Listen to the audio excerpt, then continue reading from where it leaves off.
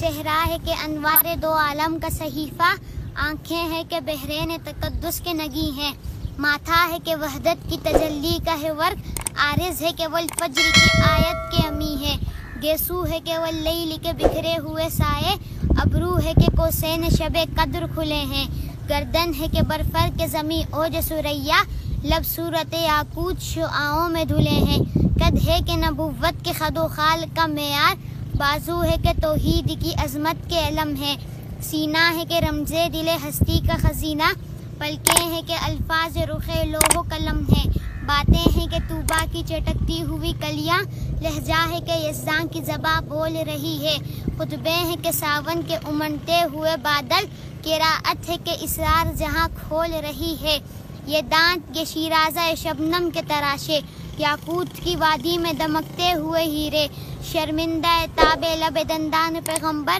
حرف بسنا خوانی و خامہ بسریرے، یہ موج تبسم ہے کہ رنگوں کی دھنک ہے، یہ عکس متانت ہے کہ ٹہرا ہوا موسم، یہ شکر کے سجدے ہیں کہ آیات کی تنزیل، یہ آنکھ میں آنسو ہے کہ الہام کی رمجھم، کہنے کو تو ملبوس بشر اوڑھ کے آیا، لیکن تیرے احکام فلک پر بھی چلے ہیں، انگلی کا اشارہ تھا کہ تقدیر کی ضربت، مہتاب کے ٹکڑے تیرے قدموں میں گرے ہیں، کہنے کو تو فاقوں پر گزری تیری راتیں، اسلام مگر اب بھی نمک خوار ہے تیرا، تو نے ہی سکھائی ہے تمیز من و یزداں، انسان کی گردن پہ صدا بار ہے تیرا، کہنے کو تیرا فقر تیرے فخر کا باعث، لیکن تو سخاوت کے سمندر کا کنارہ، کہنے کو تیرے سر پہ ہے دستار یتیمی، لیکن تو زمانے کے یتیموں کا سہارا۔